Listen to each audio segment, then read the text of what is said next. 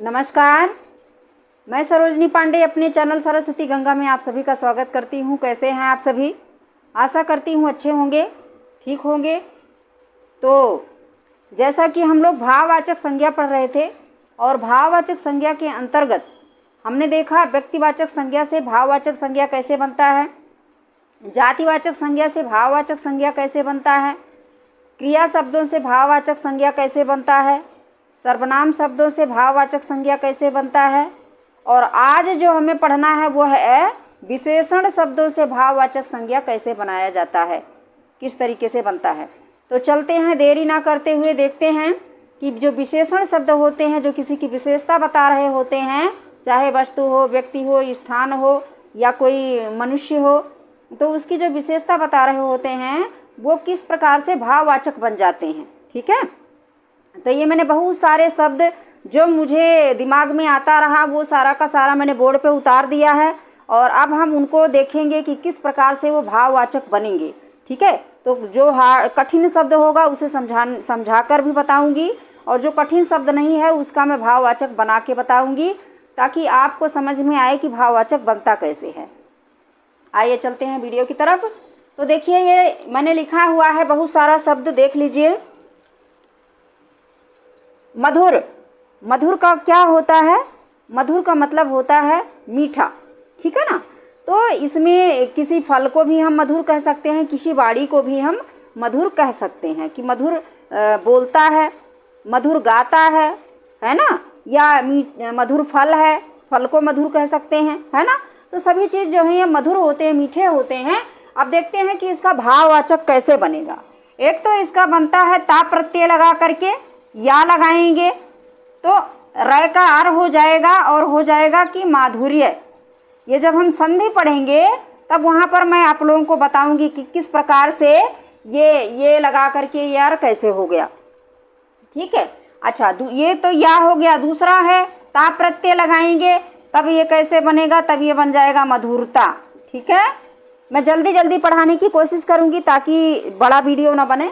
तो ज़्यादा नहीं समझाऊंगी, जो आपको समझ में नहीं आएगा बस उसी को समझाऊंगी। तो यहाँ पर देखिए लिखा है कटु। कटु का मतलब होता है जो कठिन, कड़वा, कड़वा शब्द बोलना, है ना। कटु वचन, तीखे वचन। ठीक है, तीखे वचन। तो कटु का मतलब तीखे वचन होता है। तीखे का मतलब होता है जो तीर के समान चुभ जाए मन में, ये ऐसे मुझे कैसे कह दिया, है ना, वो कटु वचन या तीखा वचन होता है। अब इसका जब हम ता प्रत्यय लगाएंगे तब ये हो जाएगा कटुता। ठीक है, खट्टा सबको समझ में आता है, फल खट्टा होता है। तो खट्टा में जब हम भाववाचक बनाएंगे तो आई प्रत्यय लगाएंगे, क्या हो जाएगा, ये खटाई हो जाएगा। ठीक है, या फिर पन प्रत्यय लगाएंगे तो खट्टापन हो जाएगा।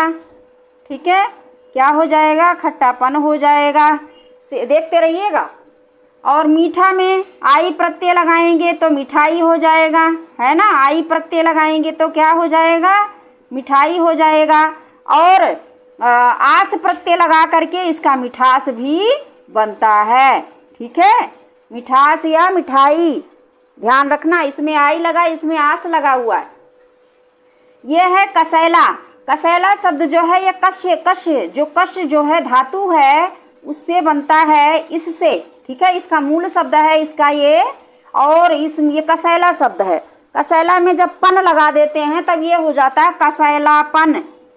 क्या हो जाता है, कसैलापन। ठीक है, उसके बाद फिर है, यहाँ मैंने सारे मुझे जैसे जैसे याद आए, खट्टा, मीठा, कसैला, अम्लीय, नमकीन, सब लिख दिया मैंने। ठीक है, तो पढ़ लेना, जैसे जैसे मेरे दिमाग में आया वो सारा लिखा हुआ है। अब जैसे यहाँ अम्ल लिखा हुआ है, अम्ल, तो मैंने यहाँ तो अम्ल जो होता है आप सबको पता है सिरके की तरह होता है अम्ल। ठीक है ना, अम्ल समझ रहे होंगे। इसमें हम ई प्रत्यय लगाएंगे। कौन सा प्रत्यय लगाएंगे, ई। ठीक है, तो ये हो जाएगा अम्लीय, अम्लीय हो जाएगा। ठीक है, उसके बाद मैंने यहाँ खारा भी लिख दिया, मुझे याद आया तो मैंने खारा भी लिख दिया। ठीक है, तो खारा लिखा हुआ ये क्या हो जाएगा, खारीय हो जाएगा, खारीय हो जाएगा। उसके बाद लमन लिखा है, लमन का मतलब नमक, नमकीन। ठीक है, तो नमक शब्द जो है वो क्या होता है, जातिवाचक होता है। लेकिन उसे नमकीन कहेंगे तब क्या होगा, वो भाववाचक में आएगा। ठीक है। अब यहाँ लवण लिखा हुआ है, तब इसको कैसे लिखेंगे, लवणीय, ऐसे लिखेंगे। ये एक शब्द आने की वजह से इसका जो है बैलेंस, ये डिस्टेंस गड़बड़ हो गया। अब ये दूसरा मैंने लिखा तिक्त। तिक्त का मतलब होता है तीखा। तिक्त का मतलब क्या होता है, तीखा। ठीक है, तो तीखापन हो जाएगा, यहाँ पे पन प्रत्यय लगेगा। तिक्त में तीखापन, पन लगेगा तो तीखापन हो जाएगा या तिक्त हो जाएगा। ठीक है। काला है यहाँ, तो यहाँ कालापन हो जाएगा, है ना। कालापन मैं यहाँ से लिख देती हूँ ताकि दो शब्द आ सके। कालापन, एक पन प्रत्यय लगता है। एक हो गया कालीमा, कालीमा, कालीमा भी हो जाता है। ये दोनों के दोनों भाववाचक शब्द हो गए, कालापन या कालीमा। दूसरा है गोरा, तो ये गोरापन जो होता है, एक तो गोरापन हो जाएगा पन लगकर, और दूसरा गोराई हो जाएगा। दूसरा क्या हो जाएगा, गोराई हो जाएगा, आई लग जाएगा। ध्यान रखना सब लोग, ऐसे भी बनता है। उसके बाद है लाल, तो लाल में लालिमा हो जाएगा। ठीक है, लालिमा, लालिमा हो जाएगा लाल का। या फिर लाली भी होता है, लाली भी होता है। लाली किसी लड़की का नाम भी होता है, सुना होगा आपने। पर लाली जो है ये भाववाचक संज्ञा है, किसका, लाल शब्द का। लाल शब्द जो है ये विशेषण है, पर ये भाववाचक संज्ञा है। लालिमा, लाली छा, कहते हैं लालिमा छाई हुई है या लाली छाई हुई है ना, ऐसे कहते हैं सब लोग सूर्य भगवान को देख के बादल में, है ना। तो ये जो दोनों शब्द हैं ये क्या है, भाववाचक शब्द हैं, याद रखना। ये सब समझ में आता नहीं है क्या है ये। अब हरा है, तो हरा का जो है ये हरितिमा हो जाएगा। क्या हो जाएगा, हरितिमा। और हरियाली भी हो जाएगा, हरियाली भी हो जाएगा। ये भाववाचक संज्ञा है। ठीक है, याद रखना इन चीज़ों को। अब आ जाइए यहाँ पे, सफ़ेद लिखा है, तो सफ़ेद कहते हैं ना, सफ़ेदी करवा दो। किसका सफ़ेदी करवा दो, दीवारों का। तो सफ़ेद किससे सफ़ेदी होगी, सफ़ेद कलर से। जो भी लगता है दीवार में, है ना, कलर होते हैं, पेंट होते हैं, बहुत सारी चीज़ें लगाई जाती हैं। तो सफ़ेद सी चीज़ से सफ़ेदी करवाना, ये कुछ भी हो जिससे भी करवा रहे हो। ठीक है, तो ये सफ़ेदी हो जाएगा, है ना, सफ़ेदी हो जाएगा इसका। अच्छा है, तो अच्छा जो है ये एक विशेषण शब्द है। ठीक है ना, बहुत अच्छा किया, क्या किया, काम। तो उस क्रिया का जो विशेषण है वो है अच्छा। ठीक है, तो अच्छा शब्द विशेषण है, इसको जब हम भाववाचक बनाएंगे, आपकी अच्छाई का मैं वर्णन नहीं कर सकता, ऐसे कहते हैं ना सब लोग, अच्छाई। तो अच्छाई एक भाववाचक संज्ञा हो गई। उसके अंदर का जो अच्छा काम करते हैं उसे हम छू तो नहीं सकते पर महसूस कर सकते हैं। तो अच्छाई क्या है, भाववाचक संज्ञा है। ठीक है, सारी चीज़ें नहीं बता पा रही हूँ, लेकिन जो बता रही हूँ ध्यान से सुनते रहिए। बुरा, कहते हैं बड़े बुरे आदमी हो, है ना। तो बुरे आदमी हो, बुरा तो ये जो है विशेषण में आ गया, लेकिन अब उसका भाववाचक कैसे बनेगा, आई। क्यों बुराई ले रहे हो, बुराई ले रहे हो, यानी कि एक भाव निकल के आ रहा है बुरा का। ठीक है, तो ये बुराई हो गया, बुराई आएगा, इसमें आई प्रत्यय जुड़ेगा। ठीक है, उसके बाद है नीच, बड़े नीच आदमी हो, कहते हैं ना बड़े नीच आदमी हो। ठीक है, तो नीच में ता जुड़ेगा तो क्या हो जाएगा, नीचता, यानी जो नीच आदमी है उसके अंदर क्या है, नीचता है। उसके जो गुण हैं वो क्या हैं, अवगुण हैं, यानी कि नीच है वो, और उसकी जो गुण है वो क्या, नीचता है। ठीक है ना, तो नीच आदमी को, नीचता के गुण को जो आचरण होता है उसको नीचता कहते हैं। ठीक है, जिसे हम छू नहीं सकते, महसूस कर सकते हैं। ऊंचा है, तो ऊंचा में आई प्रत्यय जुड़ेगा, ऊंचाई हो जाएगा, है ना। कहते हैं कि बहुत ऊंचा है, इसकी ऊंचाई इतनी फीट है, तो ऊंचाई शब्द भाववाचक हो जाता है। ऊंचाई, ध्यान से सुनते रहिएगा और देखते रहिएगा। ठीक है, निकृष्ट, निकृष्ट का मतलब होता है बड़े निकृष्ट आदमी हो, है ना। निकृष्ट माने घिनौनी हरकत करने वाले लोग जो होते हैं उन्हें निकृष्ट कहा जाता है। ठीक है ना, तो निकृष्ट में ता प्रत्यय जुड़ेगा और ये हो जाएगा निकृष्टता। ठीक है, क्या हो जाएगा, निकृष्टता, ये शब्द है, याद रखिएगा इसको। बड़ा में आई जुड़ेगा, बड़ाई हो जाएगा। बड़ा कोई कहते हैं ना, बड़ा हो, तुम तो बड़े आदमी हो, है ना। लेकिन जब उनकी तारीफ करने लगते हैं तो कहते हैं भैया बिना मतलब की बड़ाई मत करो। बड़ाई क्या हो गया? वो भाववाचक संज्ञा हो गया। छोटा में छोटाई हो गया या फिर छोटापन हो गया, है ना, छोटाई या छोटापन। याद रखिएगा इन चीज़ों को, ये बड़े इंपॉर्टेंट शब्द हैं। छोटाई या छोटापन ये भाववाचक हो गया। लंबाई हो गया, आई जुड़ेगा इसमें, लंबाई हो गया। ये सब मैंने ऐसे ही लिख दिया जैसे जैसे छोटा बड़ा जो है जो मुझे दिखा, ठीक है। अब कम का मतलब होता है थोड़ा, तो इसका भाववाचक कैसे बनेगा? कमी। कमी से भाववाचक संज्ञा हो गया ये।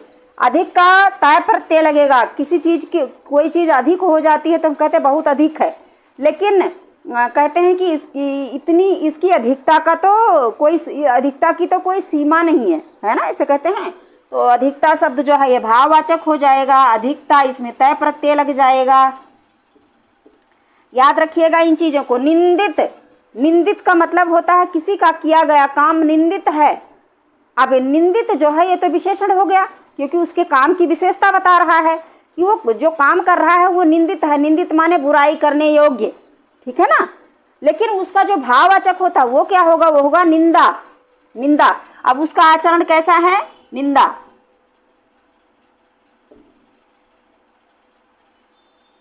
ये निंदा हो जाएगा, ठीक है। यहां लिखा है नीरव। नीरव का मतलब होता है शांत, जहां कोई आवाज ना हो।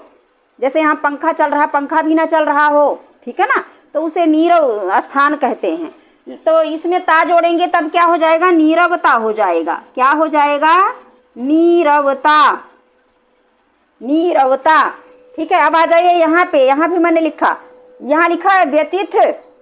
वह दुख से व्यतीत था। क्या था? दुख से व्यथित था, यानी दुख से बहुत दुखी था, परेशान था। व्यथित का मतलब परेशान होना। अब इसका भाववाचक क्या बनेगा? क्योंकि जो वह व्यथित था वो किसकी वजह से? बीमारी की वजह से था या वो किसी की वजह से था, ठीक है। तो ये तो विशेषण हो गया। लेकिन अब इसका भाववाचक कैसे बनेगा? व्यथा, यानी कि जिस चीज से वो व्यथित था वो क्या था? व्यथा थी। तो व्यथा जो है वो भाववाचक है, ठीक है। व्यथा, व्यथा जो है ये क्या है? भाववाचक है। अब है कुशाग्र। कुशाग्र का मतलब होता है तेज बुद्धि वाला, या बुद्धि ही नहीं किसी भी चीज। कुशाग्र का मतलब तेज होता है, ठीक है। तो कुशाग्र का इसमें हम क्या जोड़ेंगे? तय जोड़ेंगे, ये हो जाएगा कुशाग्रता। कुशाग्रता, ठीक है। ऐसे ध्यान रखना। इस कुटिल, कुटिल माने टेढ़ा, चाहे बुद्धि टेढ़ी हो चाहे कोई चीज टेढ़ी हो, मतलब आकार प्रकार, ठीक है, तो वो कुटिलता होती है। बुद्धि अगर कुटिल है, टेढ़ी है, काम नहीं कर रही है, ये हमेशा गलत ही करती है, तो उसे कुटिलता कहते हैं। लड़ाई झगड़े करने वाला, है ना, तो कुटिलता। इसमें तय प्रत्यय लगेगा तब ये भाववाचक हो जाएगा, कुटिलता, ठीक है। अभी सारे पढ़ा सबका अर्थ बताऊंगी तो बड़ा देर लग। ग्राह्य, ग्राह्य माने ग्रहण करना। ग्राह्य माने ग्रहण करना। इसका जो भाववाचक होगा होगा ग्राह्यता। क्या होगा? ग्राह्यता, ठीक है। कुलीन, कुलीन क्या है? राजा कुलीन थे या महेश कुलीन है। कुलीन का मतलब होता है कुल के, अच्छे कुल में जन्म लेने वाला कुलीन कहलाता है, ठीक है। तो इसमें जो तब ये तो विशेषण एक प्रकार से विशेषण हो गया, लेकिन अब इसकी विशेषता कैसे बनेगी? कुलीनता, ठीक है ना। कुलीनता, ता प्रत्यय लग जाएगा इसमें, तो ये भाववाचक संज्ञा हो जाएगा, कुलीनता, ठीक। ध्यान रखना इस चीज को। आस्तिक में, आस्तिक का मतलब जो भगवान में विश्वास रखता हो उसे आस्तिक कहते हैं। जो भगवान में विश्वास ना रखता हो उसे नास्तिक कहते हैं। तो दोनों में तय तय जोड़ दो, आस्तिकता नास्तिकता, वो भाववाचक संज्ञा हो जाएगा। तो यहाँ मैंने सिर्फ आस्तिक लिख रखा है, तो आस्तिक का आस्तिक में तय प्रत्यय जुड़ेगा और जो है वो क्या हो जाएगा? भाववाचक संज्ञा बन जाएगा, आस्तिकता। दुर्बल, दुर्बल का, दुर्बल में तय जोड़ेंगे दुर्बलता हो जाएगा। दुर्बल का मतलब कमजोर, ठीक है, याद रखिएगा, दुर्बलता हो गया। दुर्लभ, एक दुर्बल है जो शरीर से कमजोर है, एक है दुर्लभ। दुर्लभ का मतलब होता है जो बड़े कठिनाई से प्राप्त होता हो, ठीक है, माने जो मिलता ही ना हो जल्दी से, बड़े कठिनाई से प्राप्त होता हो, उसे दुर्लभ कहते हैं। तो इसमें भी ता प्रत्यय जोड़ देंगे तो ये हो जाएगा दुर्लभता। क्या हो जाएगा? दुर्लभता, धवल, धवल का मतलब साफ सुथरा सफ़ेद, ठीक है ना। तो स्वच्छ, स्वच्छ जिसे कहते हैं, है ना। तो इसमें ता प्रत्यय जोड़ेंगे तो धवलता हो जाएगा, है ना। ये भाववाचक हो गया। सुलभ, सुलभ माने जो आसानी से प्राप्त हो सके, जो चीज़ हमें आसानी से प्राप्त हो सके उसे सुलभ कहते हैं, ठीक है। तो सुलभ में तय जोड़ेंगे तो क्या हो जाएगा, सुलभता हो जाएगा। इसमें मैंने दो चीज़ें लिखी हैं, एक दुर्लभ और एक सुलभ। तो दुर्लभ का मतलब जो कठिनाई से प्राप्त होता है और सुलभ का मतलब होता है जो सरलता से प्राप्त होता है। दोनों चीज़ें मैंने यहाँ पे लिख दी है। उसके बाद एक शब्द है असह्य। असह्य में तय जुड़ेगा। असह्य का मतलब कि कोई पीड़ा है, शारीरिक पीड़ा जो बर्दाश्त नहीं होता, सहा नहीं जा सकता, है ना। जैसे कहीं चोट लग गई हो, है ना, सिर में दर्द हो रहा हो तो बर्दाश्त से बाहर हो, उसे असह्य कहते हैं, जिसे सहन ना किया जा सके। या कोई दुख हो, है ना, कोई परिवार पर कोई दुख हो, भगवान ना करें, ठीक है, तो वो असहनीय हो, जिसे सहा ना जा सके तो उसे असह्य कहा जाता है। इसमें तय जोड़ेंगे तो हो जाएगा असह्यता। क्या हो जाएगा, असह्यता। आधा है आएगा इसमें, दोनों में। प्रचलित, प्रचलित का मतलब होता है जो चली आ रही हो, परंपरा में जो चली आ रही हो, रीति रिवाजों में चली आ रही हो, उसे प्रचलित कहते हैं। तो ये तो विशेषण हो गया किसी काम का, किसी वस्तु का, किसी रीति रिवाज का, है ना। लेकिन जब इसका भाववाचक बनाएंगे तब देखिए कैसे लिखा जाता है। प्रचलन, प्रचलन कहते हैं ना, ये प्रचलन में है, प्रचलन में है, यानी कि ये हमारे यहाँ होता आ रहा है, ठीक है। अब दूसरा है अनिवार्य। अनिवार्य का मतलब बहुत जरूरी। अनिवार्य माने बहुत जरूरी, करना ही करना है, आना ही आना है, कहते हैं ना, अनिवार्य रूप से आपको उपस्थित होना है, ऐसे सब कहते हैं, ठीक है। तो अनिवार्य का मतलब बहुत जरूरी है, मतलब आना ही आना है। तो इसका जो ये तो विशेषण शब्द है, लेकिन जब इसका हम भाववाचक बनाएंगे तो ता प्रत्यय लगा देंगे तो क्या होगा, अनिवार्यता। क्या होगा, अनिवार्यता, ठीक है, याद रखना। यहाँ लिखा है उचित। अब उचित जो शब्द है ये विशेषण है किसी काम का, ये काम करना उचित है, ठीक है। लेकिन जब हम इसका भाववाचक बनाएंगे तब क्या लिखेंगे, औचित्य। औचित्य, ये एक संधि के कारण औचित्य बन रहा है। हम संधि पढ़ेंगे जब, तब इसे हम जानेंगे कि ये आखिर औचित्य कैसे हो गया, ठीक है। तो ये मैंने बहुत सारे शब्द थे जो मुझे जैसे जैसे याद आता गया, सफ़ेद, लाल, पीला, काला, अच्छा, बुरा, कटु, खट्टा, मीठा, जो कुछ मुझे याद आया वो मैं लिखती गई और इतने सारे शब्द हो गए लिखते लिखते, ठीक है ना। दुर्बल, दुर्लभ, धवल, सुलभ, सुलभ, दुर्लभ, सब मैंने लिख दिया कि आप कहीं कंफ्यूज ना रहो। तो ये आप इसका स्क्रीनशॉट ले सकते हैं, स्क्रीनशॉट ले लीजिए याद करने के लिए, ठीक है। और मुझे लगता है कि आपने स्क्रीनशॉट ले लिया होगा। तो चलिए, आज ये था विशेषण से भाववाचक संज्ञा कैसे बनता है, जो विशेषण शब्द होता है उसे भाववाचक संज्ञा कैसे बनता है। देखिए, मैंने इसमें अपना पूरा प्रयास किया है सही सही बताने की। जो मेरा ज्ञान है उस ज्ञान के अकॉर्डिंग अनुसार मैंने इसे बताया है आपको।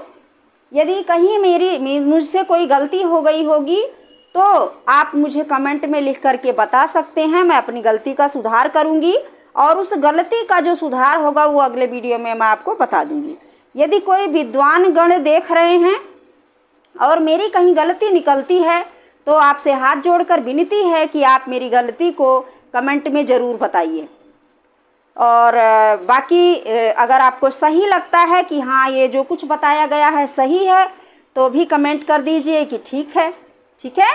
और अगर अच्छा लगता है तो एक लाइक भी कर देना, उन लोगों के पास शेयर भी कर दीजिए जिनको इनकी ज़रूरत है। ज़्यादा से ज़्यादा शेयर कीजिए, मैं हर बार कहती रहती हूँ, ठीक है। जितना मैं मेहनत कर रही हूँ मुझे उसका परिणाम मिल जाएगा, ठीक है, रिजल्ट मिल जाएगा कि मैं जो मेहनत कर रही हूँ वो किसी के काम में आ रहा है, सार्थक हो रहा है, ठीक है। तो मुझे बड़ी तसल्ली मिलेगी। तो चलिए, बस आज इतना ही, ज़्यादा बड़ा वीडियो नहीं करूँगी, फिर टाइम ज़्यादा हो जाता है। मिलते हैं अगले वीडियो में। अगला हमारा होगा, हमने जैसे आज विशेषण पढ़ लिया है कि विशेषण से भाववाचक कैसे बनता है, ऐसे अगला वीडियो होगा। एक शब्द होता है, अभी हमने शब्दों के प्रकार नहीं पढ़े हैं, इसको समाप्त करते ही संज्ञा को फिर मैं शब्दों पे आऊँगी। शब्द रूप कैसे बनता है, कितने प्रकार के शब्द होते हैं, शब्द रचना के बारे में पढ़ेंगे, तब हमें पता चलेगा कि कौन कौन प्रकार के शब्द होते हैं। वैसे मैंने थोड़ा थोड़ा बता दिया है, ठीक है। तो अगला जो हमारा वीडियो होगा वो होगा अव्यय जो शब्द होते हैं उनसे भाववाचक संज्ञा कैसे बनता है। तो चलिए मिलते हैं अगले वीडियो में, तब तक के लिए नमस्कार।